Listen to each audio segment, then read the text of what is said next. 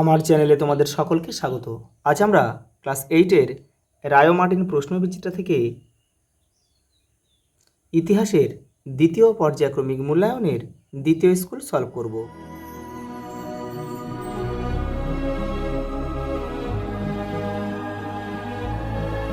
দেখো প্রথম প্রশ্ন, ইজারাদারি বন্দোবস্ত চালু করেন ওয়ারেন হেস্টিংস। সালটা 1772। ঔপনিবেশিক ভারতে প্রথম পাটের কারখানা চালু হয়েছিল কোথায়? রিষড়া, হুগলির রিষড়াতে। ভারতে প্রকাশিত প্রথম সাপ্তাহিক পত্রিকা কোনটা? বেঙ্গল গেজেট। অপশন বি আমাদের সঠিক উত্তর হবে। দেখো কয়টা গঙ্গাসাগরে কন্যা সন্তান ভাসিয়ে দেওয়ার প্রথা 1803 খ্রিস্টাব্দে নিষিদ্ধ করেছিল কি? Lord Wellesley.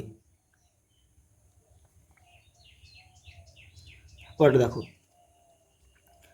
1867 খ্রিস্টাব্দে বোম্বাইয়ের প্রার্থনা সমাজ প্রতিষ্ঠা করেছিল কে? আত্মারাম পাণ্ডুরঙ্গ, প্রার্থনা সমাজ। পরেরটা দেখো,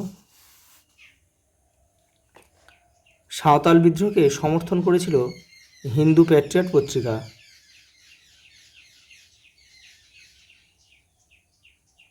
আত্মীয় সভা প্রতিষ্ঠা করেন রাজা রামমোহন রায়। সালটা 1815। ভারতের প্রথম জাতীয়তাবাদী সংগঠন হিসেবে গড়ে উঠেছিল বঙ্গ ভাষা প্রকাশিকা সভা। 1878 খ্রিস্টাব্দে দেশীয় মুদ্রার আইন জারি করেছিল কে? Lord Lytton. Option A. জাতীয় শিক্ষা পরিষদ গঠিত হয় 1906। এই যে অপশন ডি। পরেরটা দেখো, একটি বাক্যে উত্তর দাও। দাক্ষিণাত্যের বিদ্যাসাগর নামে কে পরিচিত ছিলেন? বীরেশলিঙ্গম, বীরেশলিঙ্গম পান্তুলু।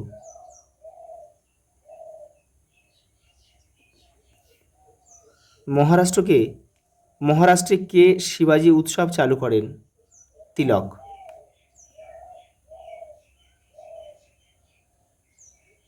বাল গঙ্গাধর তিলক। পরেরটা দেখো, কোন পত্রিকা বাংলায় বিপ্লবী আন্দোলনের মুখপত্র ছিল? যুগান্তর।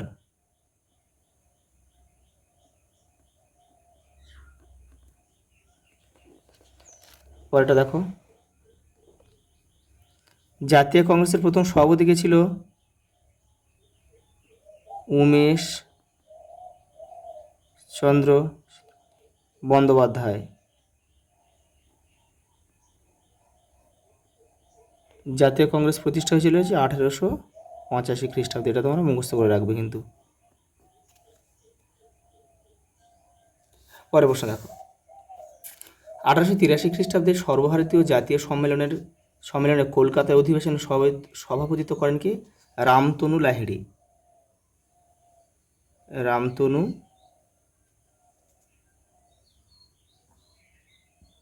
লাহিড়ী। কে ছিলেন বাংলা ওয়াহাবি আন্দোলনের নেতা? এটা হবে তিতুমির।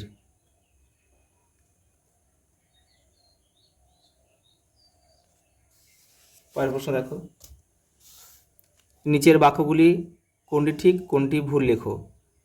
1853 খ্রিস্টাব্দে কর্নওয়ালিসের আমলে ভারতে প্রথম রেলপথ নির্মাণের প্রকল্প শুরু হয়। এটা হচ্ছে ভুল। এটা হবে ডালহৌসি হলে বাক্যটা সঠিক হতো।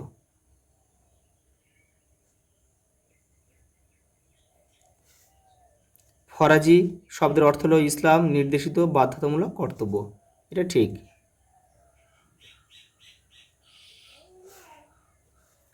ভারতের সশস্ত্র বিপ্লবীদের জনক বলা হয় বাসুদেব বলবন্ত ফাড়কেকে।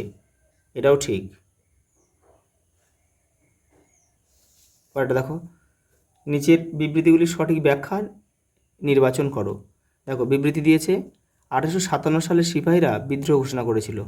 দেখো ব্যাখ্যা, সেনাবাহিনীতে সিপাহীদের প্রতি বৈষম্যমূলক আচরণ করা হতো। এটাই আমাদের সঠিক ব্যাখ্যা হবে। পরেরটা দেখো বিবৃতি, দ্বিতীয় বিবৃতি কী দিয়েছে দেখি। আইন করে ব্রিটেনে সুতির কাপড় ব্যবহার বন্ধ করে দেওয়া হয়েছিল। ব্যাখ্যা 1, দেখো ব্রিটেনে শিল্প বিপ্লবজনিত সুতি বস্ত্রের সামগ্রিক বিক্রির বৃদ্ধির প্রয়োজনীয়তা ছিল। এটা হবে না। দেখো কোম্পানি ভারতে সুতি বস্ত্রের ধ্বংস সাধন করতে চেয়েছিল। ব্যাখ্যা 2টা আমাদের উত্তর হবে। দেখো আরেকটা দিয়েছে, বিপ্লবী সন্ত্রাসবাদী কার্যকলাপ সফল হয়নি। বিপ্লবীদের কাজকর্ম গুপ্ত থাকার ফলে বৃহত্তর সামাজিক আন্দোলন গড়ে ওঠেনি। এটাই সঠিক ব্যাখ্যা হবে। পরের প্রশ্ন দেখো, সভা সমিতির যুগ বলতে কী বোঝো? দেখো 97 নম্বর পেজে রয়েছে তোমাদের বইয়ের। এই যে এখান থেকে করবে, এই যে সভা সমিতিকেই অনেকে সভা সমিতির যুগ বলেছেন। পরেরটা দেখো, মহাবিদ্রোহের প্রত্যক্ষ কারণ কী ছিল? 87 নম্বর পেজ দেখো তোমাদের বইয়ের। এই যে এনফিল্ড রাইফেল, এই দেখো এখান থেকে এটা করো পুরোটা। পরের প্রশ্ন দেখো, নববঙ্গ বা ইয়ং বেঙ্গল গোষ্ঠী কাদের বলা হতো? মান 2 দিয়েছে, এটা তোমরা এখান থেকে করবে। যে ডিরেজিও ও তার শিষ্যরা ইয়ং বেঙ্গল বা নববঙ্গ নামে পরিচিত ছিল, তারপর থেকেও কিন্তু তোমরা এই পর্যন্ত লিখে দেবে। পরের প্রশ্ন দেখো, অবশিল্পায়ন বলতে কি বোঝায়? তোমাদের বইয়ের 63 নম্বর পেজে রয়েছে। এই দেখো অবশিল্পায়ন, এখান থেকে এটা লিখলে হয়ে যাবে। পরের প্রশ্ন দেখো, সূর্যাস্ত আইনের পরিণতি কী হয়েছিল? এই যে সূর্যাস্ত আইন, এটা লিখে দেবে তোমরা, এই পর্যন্ত লিখতে হবে পুরোটা। পরের প্রশ্ন দেখো, দাক্ষিণাত্য হাঙ্গামা কি? তোমাদের বইয়ের দেখো 61 নম্বর পেজে রয়েছে। এই দেখো দাক্ষিণাত্য হাঙ্গামা, এই যেখান থেকে লিখবে এই পর্যন্ত। পরের প্রশ্ন দেখো, লর্ড কার্জনের বাংলা ভাগের পিছনে উদ্দেশ্য কী ছিল? 108 পেজে রয়েছে দেখো। এই যে এটা এখান থেকে এই পর্যন্ত লিখবে তোমরা। পরের প্রশ্ন দেখো, 1907 খ্রিস্টাব্দে জাতীয় কংগ্রেসের সুরার অধিবেশনের গুরুত্ব কী ছিল? 106 পেজে রয়েছে দেখো। এই যে সুরার অধিবেশন, জাতীয় কংগ্রেসের সুরার অধিবেশন, এটাই করবে তোমরা, ওটা করতে হবে কিন্তু। পরের প্রশ্ন দেখো, টিকা লেখো, ইলবার্ড বিল বিতর্ক। এই দেখো 98 পেজে রয়েছে তোমাদের বইয়ের। এই যে টুকরো কথা, ইলবার্ড বিল বিতর্ক পুরো লিখতে হবে।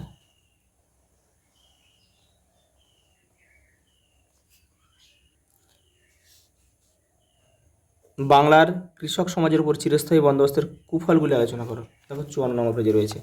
এই যে এখান থেকে তোমাদের লিখতে হবে, এপারে পর্যন্ত রয়েছে। এই যে এ পর্যন্ত লিখবে।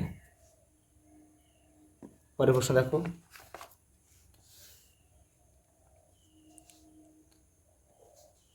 ঔপনিবেশিক সমাজে কাদের মধ্যবিত্ত ভদ্রলোক বলা হতো? দেখো 77 নম্বর পেজে রয়েছে। এই দেখো এখান থেকে এই পর্যন্ত লিখবে।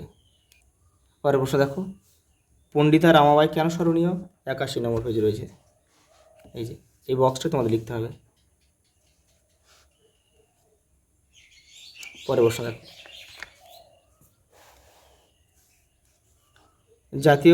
ভারতের জাতীয় কংগ্রেসের প্রথম 2টি দশকের কার্যাবলী আলোচনা করো। দেখো 100 নম্বর পেজে রয়েছে তোমাদের বইয়ের। এই যে জাতীয় কংগ্রেসের প্রথম 2 দশক, অর্থনৈতিক জাতীয়তাবাদ, এখান থেকে এটা লিখবে। এখান থেকে পড়ে নিয়ে তোমরা তোমাদের মতো ছোটো করে লিখবে। পরের প্রশ্ন দেখো, সমাজ ও শিক্ষা সংস্কারে বিদ্যাসাগর মহাশয়ের অবদান আলোচনা করো। এই যে দেখো এটা 79 নম্বর পেজে রয়েছে। এখান থেকে কিছুটা লিখবে, আর এপারেও অনেকটা রয়েছে। এই যে এখান থেকে রয়েছে।